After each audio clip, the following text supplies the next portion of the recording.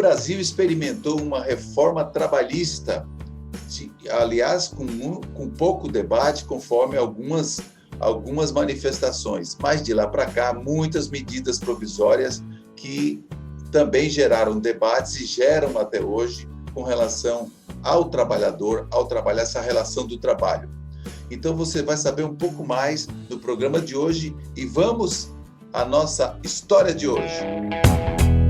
Ele é procurador do Trabalho e secretário de Relações Institucionais do Ministério do Trabalho, procurador Márcio Amazonas. Seja bem-vindo ao Justiça Sem Fronteiras, Márcio. Tudo bem? Bom dia, Celso. Tudo jóia? É um prazer enorme estar aqui com vocês. Márcio, a gente tem acompanhado, e toda a imprensa nacional tem acompanhado, a sua participação, aliás, uma eficiente participação, muito boa, nas comissões de direitos humanos, e várias comissões, tanto nas duas casas em Brasília, e tem se destacado muito nessas questões das medidas provisórias pós-reforma trabalhista. Eu gostaria que você, primeiramente, fizesse uma exposição com relação à reforma trabalhista. Ela foi discutida, ela atendeu ao que se propunha? Bem, Celso, obrigado. A gente precisa contextualizar o mundo e o direito do trabalho antes de conversar sobre reforma trabalhista e todas as legislações que vieram depois. O Brasil entrou, infelizmente, numa onda de precarização das relações do trabalho, que não foi apenas nossa. Ela começou antes em alguns países da Europa e mesmo da América do Sul. Infelizmente, a gente, em vez de aprender com os erros dos nossos países vizinhos, com as experiências mal sucedidas da precarização, da flexibilização do direito do trabalho, nós entramos na mesma onda. E a gente devia ter olhado para o que aconteceu com esses países, se as promessas e se os objetivos que se buscava com a flexibilização do direito do trabalho foram alcançados, para poder dizer, diante disso, vale a pena ou não implementar? Mas isso, infelizmente, não foi feito. Uma análise empírica, séria, científica, não foi realizada para que se percebesse que, em todos os países em que houve uma diminuição do plexo de direitos sociais, não houve o aumento de empregabilidade desejado. Então, a gente repetiu aqui no Brasil o erro que aconteceu com o México, com Portugal, com a Grécia, com a Espanha e com diversos outros países. Se implementou em 2017, infelizmente, uma reforma trabalhista que, na linha do que você muito bem pontuou, não foi devidamente discutida com a sociedade. Márcio, mas existe a necessidade de se discutir com a sociedade? Afinal de contas, a democracia representativa é isso. Os parlamentares já estão lá, então eles nos representam. Tudo bem. Mas quando se fala, Celso, de direitos sociais, existe uma necessidade de um diálogo com a sociedade. Existe uma convenção da OIT, a Organização Internacional do Trabalho, a Convenção 144, que exige o diálogo efetivo com a sociedade quando você pretende, através de uma via legislativa, diminuir o rol de direitos sociais. Isso não foi feito, digamos assim, de forma efetiva, de uma forma clara, com a reforma trabalhista. Então, entendo que houve, sim, um movimento um pouco atropelado lá nos idos de 2016, 2017, quando tramitou a reforma trabalhista. Aí, de lá para cá, foram várias medidas provisórias, né? Que, de certa forma, nesses debates que a gente tem acompanhado e visto, muita coisa ainda mexe na própria reforma que já foi feita, que já foi nesse sentido que você estava falando, e que agora ainda tenta se mexer um pouco mais. Quer dizer, dá para piorar? Essa leitura, porque são várias medidas. Eu gostaria que você comentasse pontualmente o que cada medida dessa, por exemplo, vem propondo e o que já foi aprovado de fato e o que ainda está em debate. Tem algumas que até foram prorrogadas, etc. Celso, depois da reforma trabalhista, em 2017, a gente teve em 2019 a edição de duas medidas provisórias que alteravam bastante as relações trabalhistas. Foram até alcunhadas de novas reformas trabalhistas, uma segunda reforma trabalhista, que foram as medidas provisórias 881 e a MP 905. A 881 foi da liberdade econômica. Ela trazia aquele manto de dar um pouco mais de liberdade, modernização, desburocratização das relações de trabalho, mas ela trazia também consigo diversas relações, alteração de mais de 60 dispositivos da CLT. Então, é uma alteração muito significativa quando você faz isso. E tinha, de fato, havia algumas alterações que buscavam modernizar, simplificar determinados padrões. Mas, na sua maioria, a MP da Liberdade Econômica ela buscava, sim, trazer, mais uma vez, a flexibilização de direitos trabalhistas. A exemplo das folgas semanais, né, do descanso aos domingos. Então, se você torna o descanso ao domingo obrigatório uma vez a cada 7 semanas, você perde até mesmo o seu contato familiar. Imagine você casado e a sua esposa trabalha em outra empresa. Cada um dá o descanso de um dia na semana, ordinariamente. Você tem o descanso na quarta, ela tem o descanso na quinta. E somente a cada 7 semanas vocês vão ter o descanso ao domingo. Se vocês derem a sorte de o descanso ao domingo conciliar, vocês terão um domingo a cada 7 semanas em casa, em família, para poder fazer atividades de lazer, religiosas, desportivas. Mas se vocês não derem essa sorte, vocês não vão se ver aos domingos em casa. Então, eu dei esse exemplo, porque foi um exemplo que na época, não sei se você visualizou lá nas questões do Senado, nos discursos do Senado, foi um exemplo que pegou. Eu ouso dizer que a MP 881 não foi aprovada por conta desse exemplo, porque, nesse caso, já que o papo aqui é legislativo, né, é informal, mas é legislativo, eu tenho que trazer alguns bastidores, claro. A bancada religiosa sentiu muito isso.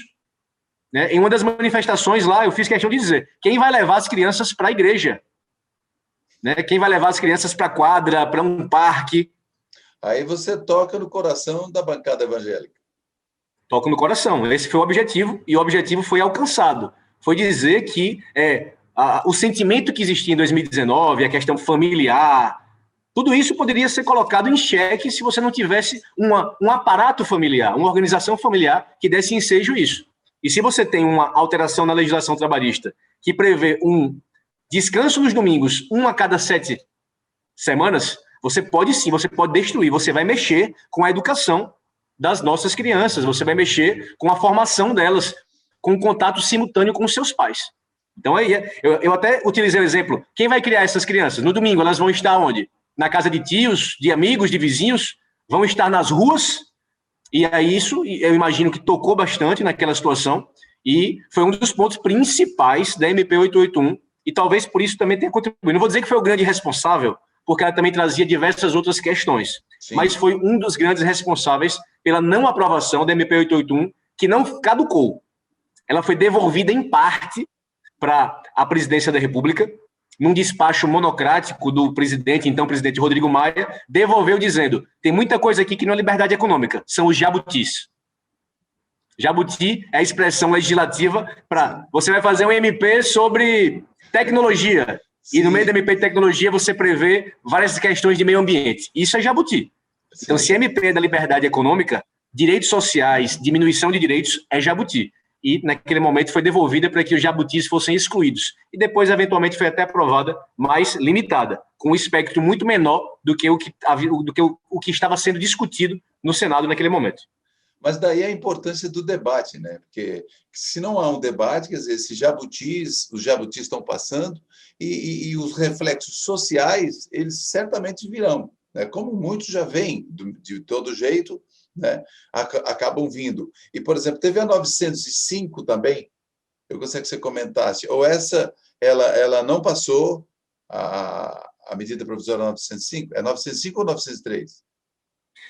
É 905, Celso. É a MP da Carteira Verde e Amarela, aquela que prometia também a criação de diversos empregos através de uma diminuição, de uma relativização de direitos sociais trabalhistas, especificamente naquele primeiro momento, no que seria um primeiro emprego para o jovem. Então, trazia algumas alterações para pessoas de pouca idade, digamos assim, até 24 anos. Márcio, mas vamos fazer o seguinte, sobre a verde e amarela, nós vamos para o próximo bloco e lá você explica para a gente. Pode ser? Maravilha, nós vamos a um breve intervalo. Eu estou conversando com o procurador do Trabalho, Márcio Amazonas de Andrade. Ele é secretário de Relações Institucionais do Ministério Público do Trabalho. A gente volta em instantes.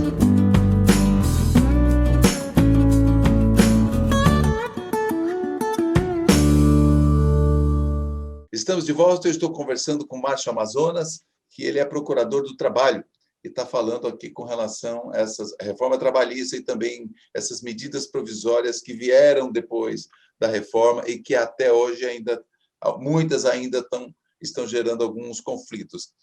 Eu gostaria, então, de a gente continuar o nosso papo, Márcio, com relação a medida provisória verde e amarelo, o que isso significa e como é que foi, como está sendo esse debate? Celso, a MP 905, da carteira verde e amarela, ela criava uma carteira de trabalho diferenciada para poder tentar facilitar o emprego de pessoas que estariam, digamos assim, naquela faixa etária que estariam com o primeiro emprego, ainda numa faixa não de aprendizagem, mas de primeiros contatos com o mundo do trabalho, com as relações do trabalho. Isso vem digamos, na linha do que estava sendo discutido na reforma trabalhista, de você diminuir parcialmente direitos sociais para dar um pouco mais de empregabilidade. Só que, como eu disse no bloco anterior, isso não funciona. Se vocês jogarem no Google aí, empregos reforma trabalhista, vocês vão encontrar dados do então ministro da Fazenda, Henrique Meirelles, prometendo a criação de 6 milhões de empregos com a reforma trabalhista. Não foram criados nem 10% desses 6 milhões de empregos. Eu falo com dados até antes da pandemia, porque depois da pandemia houve até a questão do desemprego, então a gente não pode colocar isso na conta também da reforma trabalhista. Mas, em dados até março de 2020, não foi criado nem 10% do que se prometeu. Então, mais uma vez, sem aprender com esse erro do passado e não utilizando-se de parâmetros, digamos, internacionais, outros países, mas sem aprender com o erro que aconteceu há 2 anos atrás, foi editada mais uma vez uma medida provisória prevendo a diminuição de direitos para haver um possível aumento de empregos, o que também não iria acontecer. Então, a MP 905, do artigo 1 até o 19, ela tratava da carteira verde e amarela.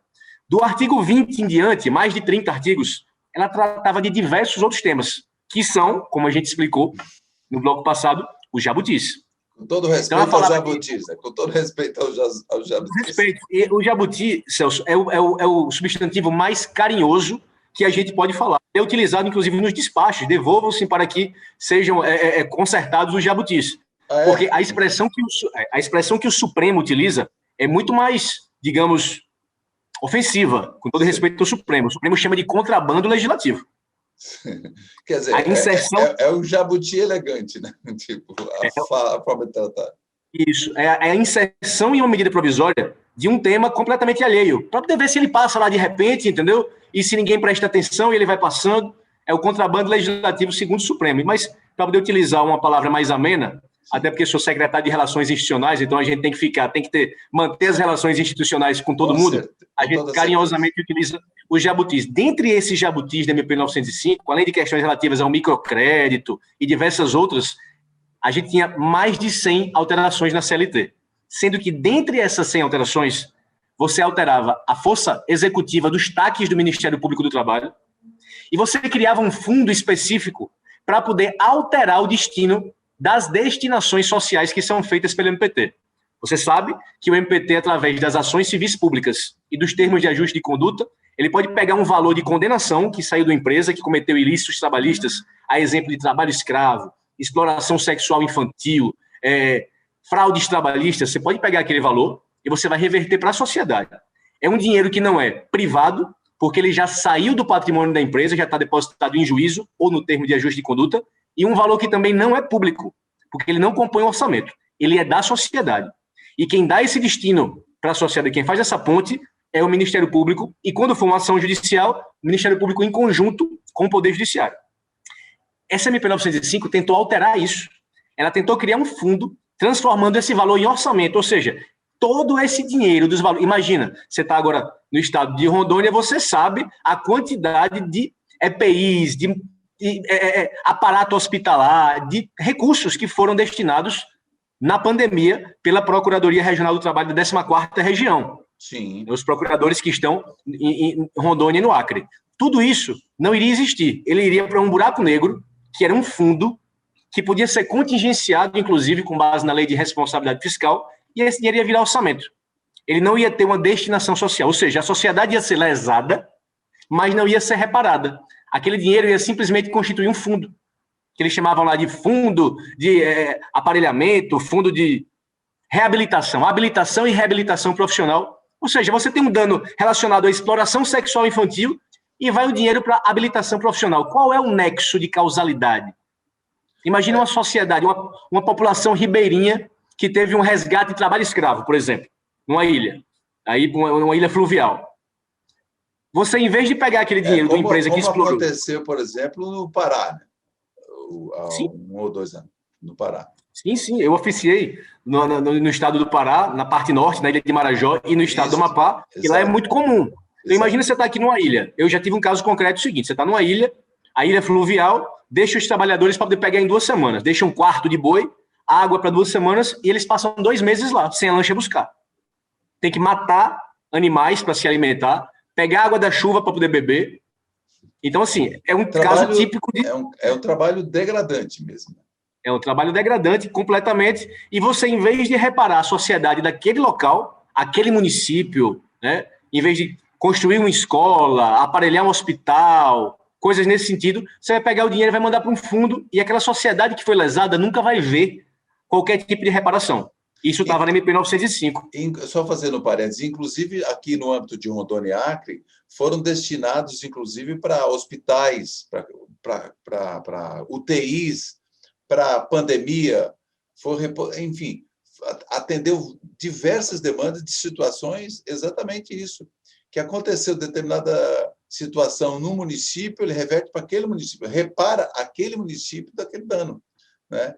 E isso tem dado um significado muito importante, tem dado resultados importantes de recuperação, pelo menos amenizar as situações ocorridas por conta daquela ação civil pública, né? Então, tirar isso do MPT, das regiões, realmente, eu acho que causaria um prejuízo enorme. Você está coberto de razão. Eu estou aqui conversando com você e eu busquei com a chefe da PRT-14, doutora Camila Holanda, quais foram as reversões na pandemia. Ela me mandou aqui mais de 15 milhões em Rondônia e Acre, EPIs, máscaras, luvas, propéis, aventais, macacões, ventiladores, monitores multiparâmetros e vários itens de atenção à Covid. O Hospital do Amor, no Acre, foi alvo de destinações do Ministério Público do Trabalho. A construção do hospital. A construção do hospital do Amor. Exatamente. Isso é você perceber, Celso, como a sociedade ela é a titular desse valor. Esse valor não é do orçamento, esse valor não é da empresa, ela já foi condenada, o dinheiro já saiu dela. Esse valor é para poder reparar a sociedade pelo dano moral coletivo que ela sofreu. É uma situação que... essa é uma dessas questões trazidas pelas MPs, né? Pelas MPs. Então, mas essa aí, no caso, ela caducou, ela não passou, né? Ou continua as destinações normais, ou ainda se discute isso hoje? Não, esse tema, felizmente, hoje não está sendo mais alvo de discussão. No último dia da MP 905, em maio do ano passado, o presidente da República editou uma nova medida provisória. E essa MP nova que ele editou caducou ainda no ano passado. Caducou, acho que em agosto. Então, no final das contas, o destino da MP 905 foi a caducidade. Ela caducou, o que não impede que ela seja reeditada. Mas eu acho que como o Congresso Nacional já visualizou essa questão das destinações e do fundo, etc., do TAC, da força normativa do TAC, por 2 oportunidades, na MP 881 e na MP 905, eu acredito que eles vão nos dar um descanso nos próximos anos e que esse assunto não vai voltar a ser discutido. Foi um assunto que mobilizou todo o cenário jurídico trabalhista, Celso, se você me permite, mas sim, claro. O Poder Judiciário Trabalhista foi envolvido, a Ana Matra teve um papel importantíssimo, a presidente da Ana Matra, a doutora Noêmia Porto, teve também manifestações brilhantes no Senado Federal a favor não apenas da manutenção dos direitos sociais, mas também da manutenção da cadeia protetiva, né, dessa teia protetiva dos direitos sociais, que é composta pelo Poder Judiciário, Ministério Público do Trabalho, também a Advocacia Trabalhista e a própria fiscalização do trabalho. Não, porque era isso que eu ia lhe perguntar exatamente. Quais as instituições que estão participando desses debates, né? Que até você já citou agora, a Ana Mata tem uma participação também efetiva, MPT, enfim, e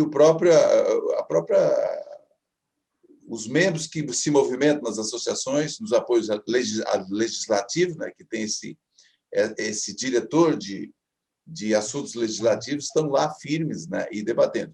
Nós vamos para um breve intervalo, mas na sequência nós vamos falar, e pós-pandemia, né?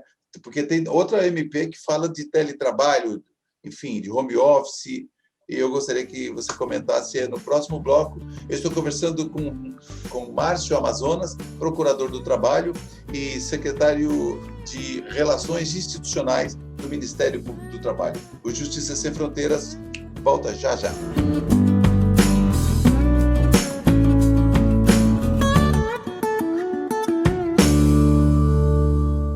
A nossa conversa está boa aqui. Eu estou conversando com o procurador do Trabalho, Márcio Amazonas de Andrade, que ele é secretário de Relações Institucionais do Ministério Público do Trabalho e tem feito um brilhante trabalho junto aos debates nas casas legislativas em Brasília, especialmente para que haja um equilíbrio maior entre o capital, o trabalho, enfim, e a dignidade humana e os direitos sociais, que isso tudo é muito importante.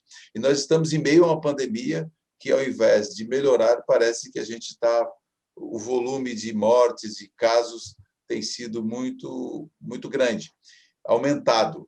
Eu gostaria de saber aqui, doutor Márcio, existem as medidas provisórias com foco na pandemia, né? E tratando dessa relação de trabalho. Como que estão essas medidas e explicar para a gente, por favor. Bem, Celso, o direito do trabalho, durante um bom tempo, ele foi, digamos assim, o patinho feio do Congresso Nacional. Ninguém queria saber, só queria diminuir. Mas aí vem uma pandemia, e aí você mostra a importância do direito do trabalho. Quais são as duas medidas provisórias mais importantes na pandemia? As medidas provisórias trabalhistas, 927 e 936. A 927 foi aquela inaugural, a que veio para poder estabelecer medidas de enfrentamento à pandemia, a exemplo do trabalho remoto, etc., férias coletivas, férias individuais. E a 936 foi a que instituiu o benefício emergencial para a manutenção do trabalho e renda. Você tinha a situação de quarentena, isolamento. As empresas iam ficar com suas portas fechadas. Não podíamos trabalhar. Quem vai pagar a conta? O trabalhador não pode pagar a conta, senão a gente vai transformar uma legião de miseráveis no Brasil na pandemia.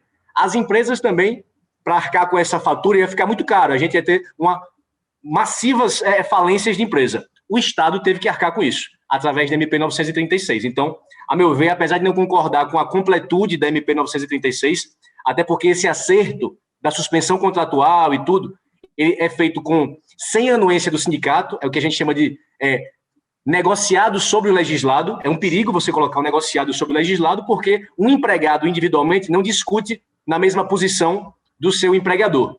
Quem discute na mesma posição são os sindicatos. Mas, ainda assim, com todos esses defeitos, o que foi referendado pelo Supremo, eu acho que a MP 936 veio em boa hora para fazer com que o Estado arcasse com a conta dos custos da pandemia.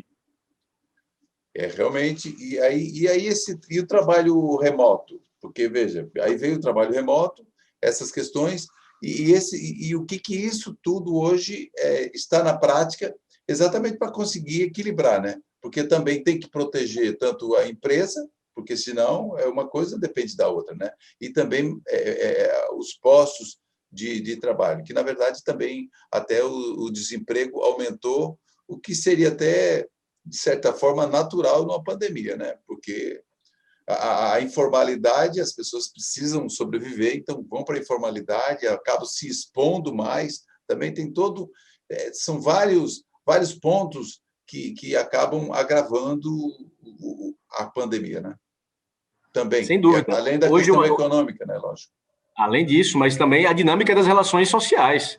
A tecnologia... E uma coisa é verdade, Celso, a pandemia precipitou, no sentido de antecipou bastante, as relações trabalhistas. Então, um trabalho remoto que deveria acontecer nos moldes que se acontece hoje, em 10, 15 anos, ele aconteceu em 1 ano. Então, a gente teve também a mudança do layout do trabalho remoto, que antes era uma minoria e hoje é a imensa maioria. Estou conversando com você aqui do meu escritório de trabalho. Então, assim, eu posso muito bem passar diante da pandemia algumas semanas, meses, sem frequentar a procuradoria, trabalhando da minha casa, prestando o mesmo serviço que eu presto ao Ministério Público, à sociedade, sem nenhum prejuízo, através dos meios telemáticos. Então, esse é o grande desafio do Congresso Nacional no futuro. Por quê? Porque há 2 anos atrás, o trabalho remoto era na ótica de um favor. Você solicitava o trabalho remoto e, se fosse concedido, você teria que montar o seu home office. Então, esse computador aqui teria que ser o computador que eu comprava, essa mesa que eu comprava, a internet que eu comprava, E a nível de serviço público é diferente, tá? Mas a nível de CLT vai haver uma mudança, porque hoje o trabalho remoto é uma realidade da empresa. Então, quem vai montar o home office? Não é uma necessidade da empresa que o trabalhador fique em casa, não é mais um pedido do trabalhador, não é mais, digamos assim, um benefício, é uma necessidade. Então, o Congresso Nacional vai ter um imenso desafio pela frente, que é a regulamentação do trabalho remoto e das suas modalidades no Brasil. Eu acho que isso vai ser, eu arriscaria que será a nova legislação trabalhista, a legislação do futuro, e nós estamos de olhos bem abertos, muito antenados sobre o que vai acontecer por aí. E teve que ter uma mudança de mentalidade, né? Quer dizer, então, você imagina que as pessoas dizem, não, trabalhar de casa, isso não existe. Enfim, hoje, gravando programa de casa, participando de debates legislativos. Então, a realidade, o mundo deu uma acelerada em muitos anos, né? Em décadas, eu acho, em tão pouco tempo. E mesmo aqueles moderadores, aquelas pessoas mais conservadoras, tiveram que realmente se adaptar. Márcio, eu quero já desde agora agradecer aqui a sua participação e deixa as suas considerações finais com relação a esse debate tão importante e também a prevenção. A todas as pessoas aqui, a nossa audiência, as pessoas que acompanham o Justiça Sem Fronteiras, a importância que, mesmo que vacinado, né, mantenha as suas rotinas com total segurança e também a todo esse trabalho que está sendo feito. Parabéns pelo trabalho que está sendo feito, nesses grandes debates que, com certeza, favorecem toda a sociedade brasileira. Celso, eu que agradeço o espaço do Justiça Sem Fronteiras, parabéns pelo programa maravilhoso, por levar esse tema à sociedade de uma forma tão clara, de uma forma bem transparente. É interessante que a gente continue acompanhando a nível parlamentar o que vem sendo feito. Existe uma onda mundial, mas que o Brasil está surfando, digamos assim, com uma perspicácia absurda de se considerar direitos sociais um entrave à, digamos, à liberdade econômica, à pujança econômica e industrial das nossas empresas. Já foi provado cientificamente, empirismo, comparação é ciência. Já foi provado que se você reduz direitos sociais, você aumenta o abismo entre ricos e pobres. Você não gera uma maior riqueza, você simplesmente concentra essa riqueza. E é contra isso que os órgãos, essa teia protetiva, devem se insurgir, porque nós queremos uma sociedade menos desigual. Esse é o nosso verdadeiro propósito. Eu sou, logicamente, um operário da lei. Eu sou um promotor de direitos sociais fundamentais do trabalho. Mas, por trás dessa função, da função de um advogado do trabalho, de um juiz do trabalho, de um auditor fiscal do trabalho, está a função de proteger e de resguardar os nossos direitos sociais, sobretudo aqueles que são constitucionalmente garantidos. Então, repito, estamos vigilantes aqui em Brasília, realizando o nosso trabalho, sempre dialogando com todo respeito com o Poder Executivo Federal, com o Poder Legislativo, que é de onde todo o poder emana. E vocês contem com a gente, contem com o Ministério Público do Trabalho, contem com a Secretaria de Relações Institucionais na defesa dos nossos direitos sociais. E protejam-se, por favor, ainda que vacinados, usem máscara, álcool em gel, protejam-se sempre. Em breve vamos vencer essa. Um grande abraço. Obrigado, e olha aí, está dado o recado, com categoria, com muita sabedoria. Obrigado a você também que acompanha o Justiça Sem Fronteiras. Eu conversei com Márcio Amazonas de Andrade, que é procurador do Trabalho e secretário de Relações Institucionais do Ministério Público do Trabalho. Obrigado pela sua audiência e você acompanha a gente também nas principais plataformas de podcast, aqui no YouTube, você pode se inscrever e também no canal AmazonSat. Este foi o Justiça Sem Fronteiras de hoje e até o próximo encontro.